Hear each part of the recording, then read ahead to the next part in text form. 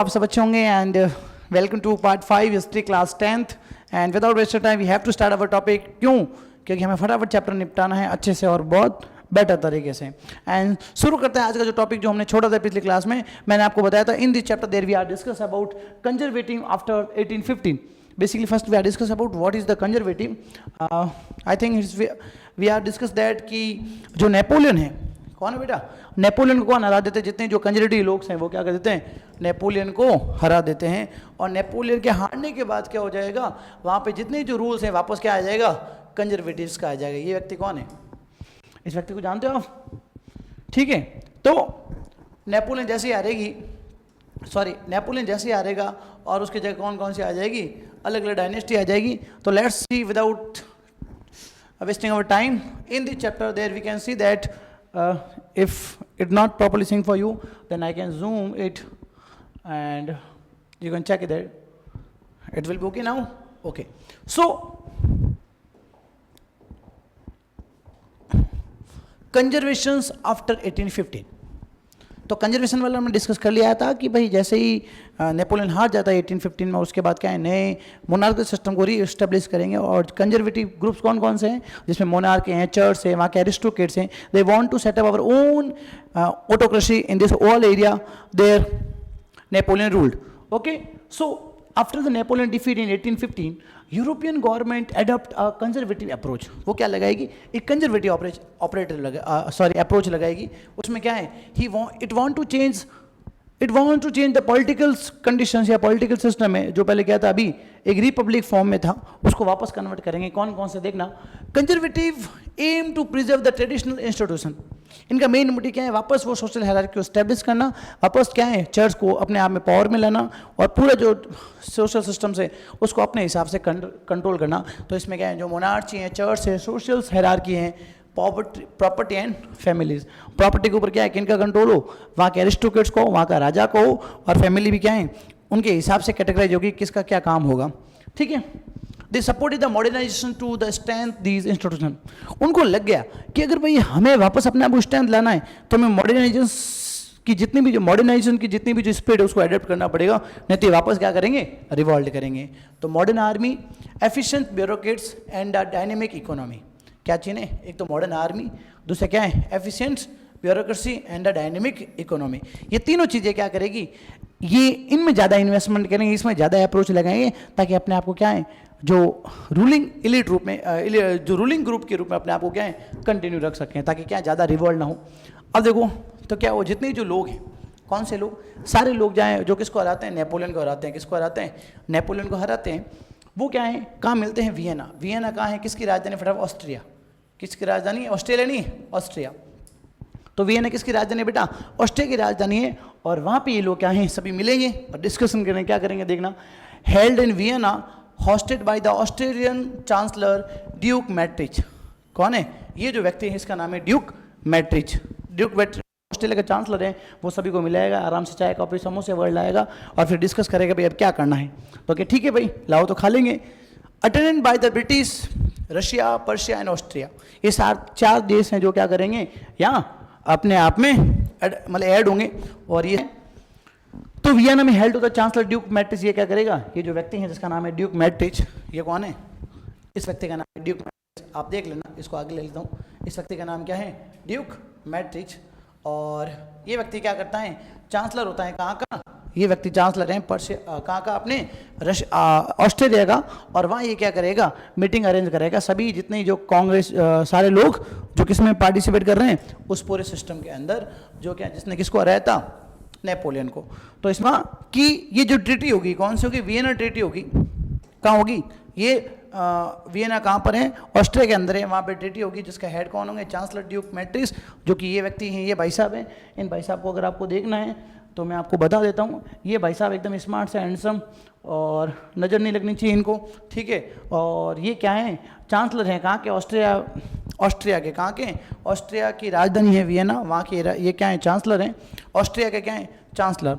और इस समय कौन कौन से देश हैं? एक तो कौन ऐड होगा बेटा? ब्रिटिश। कौन ऐड होगा? एक ऐड होगा ब्रिटिश, एक कौन होगा? तो इसमें अटेंड होंगे ब्रिटिश होंगे, रशिया, पर्शिया एंड ऑस्ट्रिया। कौन होगा? रशिया, पर्शिया एंड ऑस्ट्रिया, ये तीन देश आप देख लेते हो। तो कौन सा है? रशिया है, ऑस्ट्रिया है, आपके ब्रिटिश रूल वाले प्रोविजंस हैं वो सारे इसमें ऐड होते हैं। ड्रू ऑफ, इनका मेन मोटिव क्या है? इनका जो मेन मोटिव है दोस्तों, ये क्यों बैठे थे, हम भी कोई डिस्कस करते हैं, हम किसी पर्पज़ की वजह कहीं जाते हैं। आप यहाँ क्यों आए? कि आपको चीज़ें आसानी से मिल सके। वैसे क्या है? Treaty of Vienna reserve the changing made during the Napoleon code. इनका मेन मोटिव क्या है? सॉरी रिवर्स, जितनी भी चेंज नेपोलियन लाए थे उन सबको क्या करना है? चेंज करना है। क्या करना है? चेंज। अब देखना terms of treaty of Vienna, जो बॉर्नबॉर्न डायनेस्टी हैं उसको क्या करना? रीस्टोर करना है। ये जो फोटो है बेटा, ये जो फोटो है ये किसका है? बॉर्नबॉर्न डायनेस्टी का क्या है? नेशनल सिंबल है, मतलब उनका एक लोगो की टाइप में है। तो ये आप देख सकते हो। तो इसको क्या करेंगे? रशिया के वापस कहाँ है? फ्रांस के अंदर लाएंगे। क्यों लाएंगे? क्योंकि सबसे पहले क्या है? रिवॉल्यूशन क्या होता? फ्रांस में होता। कहाँ होता बेटा? फ्रांस में। इतना ठीक है? ठीक है। तो वापस देखो, नॉर्थ में किसको ऐड किया है? बेल्जियम को। किसको ऐड किया है? नॉर्थ में बेल्जियम को ऐड किया है, और साउथ में जियोना को। इधर क्या है? पर्सिया, और इधर पिडमांट के अंदर क्या है? क्या है? तो इसमें Genoa merge with Piedmont of south. Persia got a western territory, और पर्सिया क्या मिल गई? वेस्टर्न टेरिटरी वाले जो एरिया है, कौन सा है? वेस्टर्न टेरिटरी वाला एरिया है। ये क्या किसको मिल गया? आपको पर्शिया को मिल गया। ठीक है दोस्तों, ये सारी बात आप यहाँ समझ चुके हो। ये क्या है? ये टर्म्स कंडीशन है किसकी?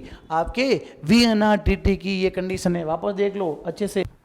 ये खूबसूरत जगह ये है वियना का। किसका है? वियना, ऑस्ट्रिया की कैपिटल है। एक और फोटो देख सकते हो आप वियना का यहाँ। ये जो फोटो है ये किसका है? वियना का। किसका है दोस्तों? वियना। और कितनी खूबसूरत शहर है एकदम आपकी तरह। आप भी मुझे पता है बहुत स्मार्ट और हैंडसम हो और काफ़ी इंटेलिजेंट हो, तभी तो पढ़ रहे हो अच्छे से, नहीं तो मज़े थोड़ी कर रहे हो सभी की तरह। और ये आपका अपना यूट्यूब चैनल है, तो वेलकम टू ऑल। एंड अच्छे से देखिए, कमेंट कीजिए। आपके प्यारे प्यारे कमेंट हमें काफ़ी मतलब एस्पिरेशन देते हैं, मोटिवेशन करते हैं। और ये मैप देख सकते हो आप, जो क्या है?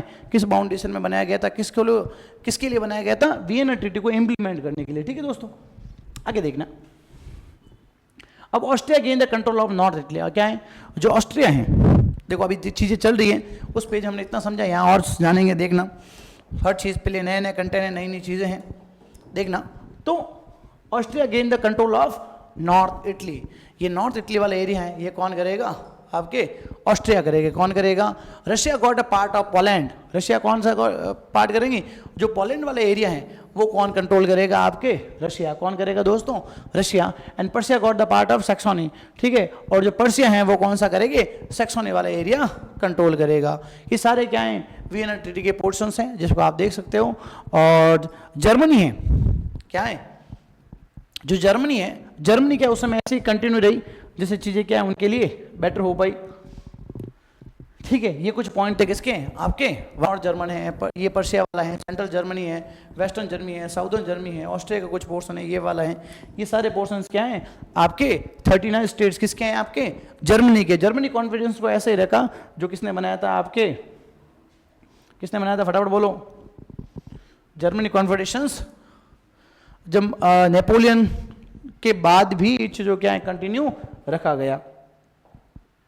अरे हाँ या ना?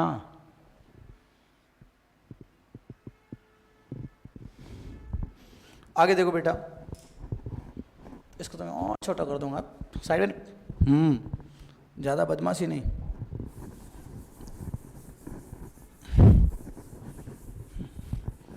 नेचर ऑफ कंजर्वेटिव रेजिम्स, इनका नेचर क्या था? मेन मोटिव क्या था? देखना बेटा, इनका जो मेन मोटिव है वो क्या है? Nature of conservative regime. तो देखना, autocratic and intolerant the distance. क्या है? ये लोग क्या है? ऑटोक्रेटिक रहेंगे और कोई सहिष्णुता, कोई इमोशन नहीं दिखाएंगे, एकदम सभी से क्या है? अपने आप को मैनेज करेंगे।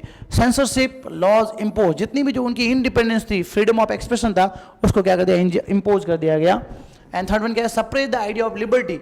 किसी भी व्यक्ति के दिमाग में लिबर्टी और फ्रीडम का आइडिया है, उसको क्या है? रोका गया, उसको क्या है?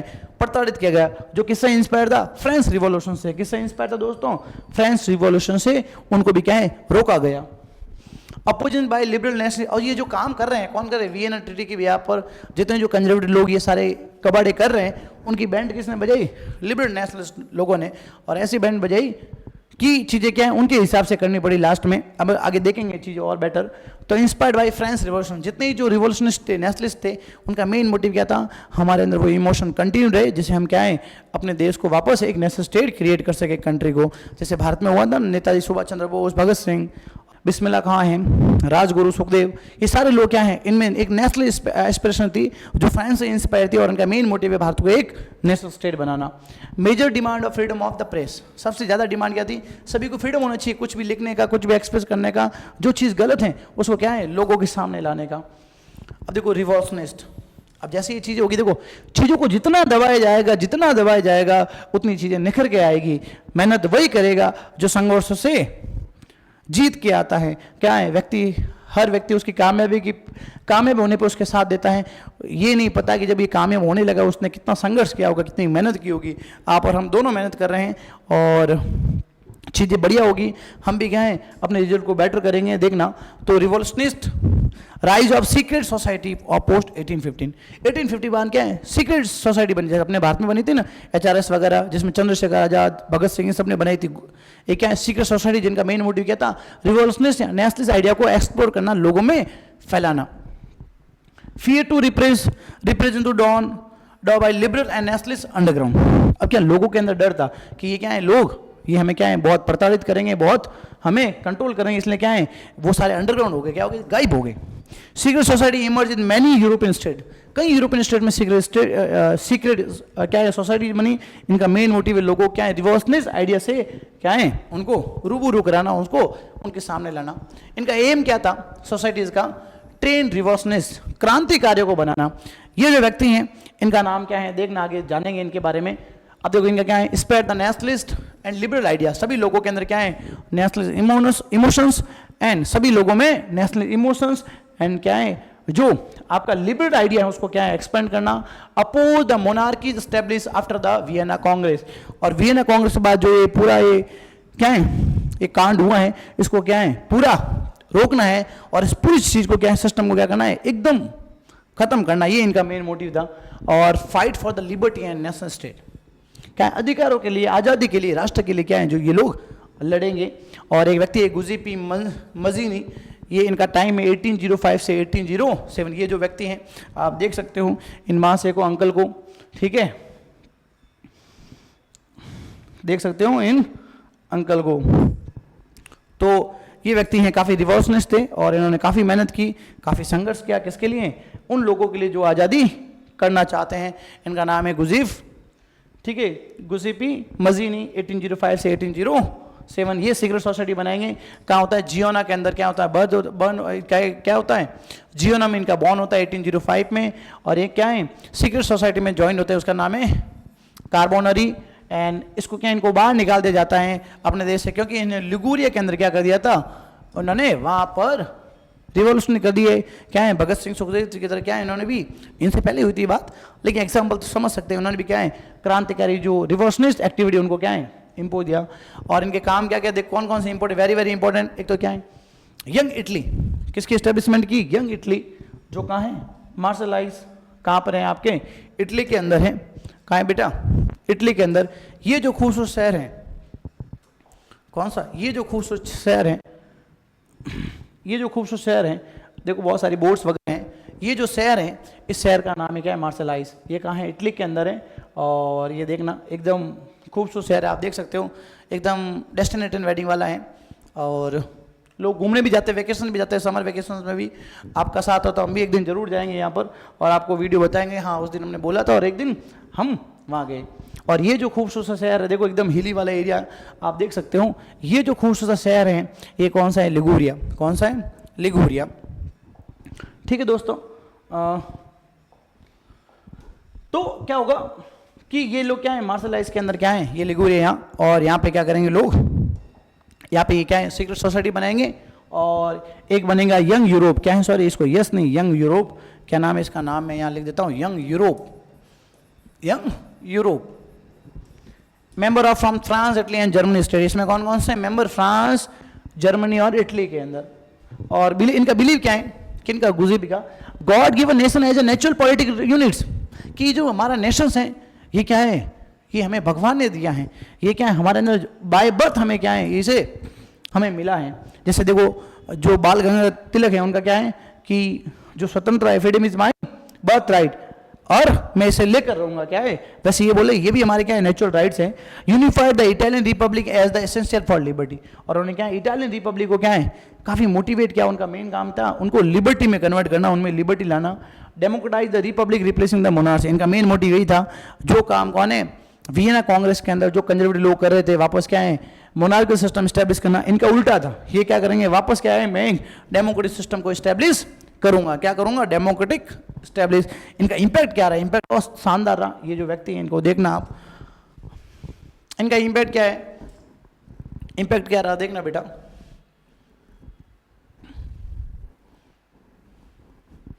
इनका इंपैक्ट क्या, inspire the formation of secret society, inspired formation of secret society across the Europe, France, Germany, Switzerland and Poland.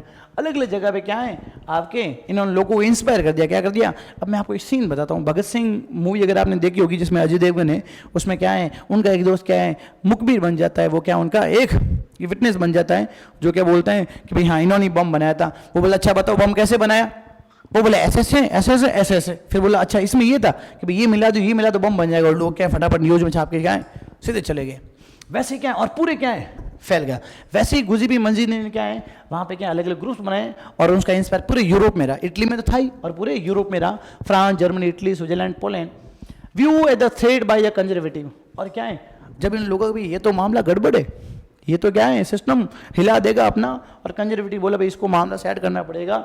The Metternich called him to an more dangerous enemy for social order. Metternich से क्या है, matrix कौन है, chancellor था, क्या था chancellor था। वो बोलता है क्या है ये क्या है ये बहुत हमारे जो सामाजिक सिस्टम है इसका सोशल ऑर्डर ये सबसे बड़ा दुश्मन है इसका, ये जो बातें कर रहा है ये क्या टोटली रॉन्ग है।